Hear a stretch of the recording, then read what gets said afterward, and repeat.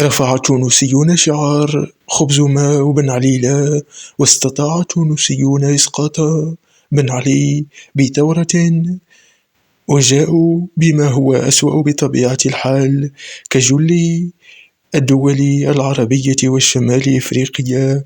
واليوم أغلب التونسيين يتحسرون على عهد بن علي بكل مساوئه، لأنهم يعيشون أسوأ من ما عاشوه في نظام عملوا ثورة لإسقاطه.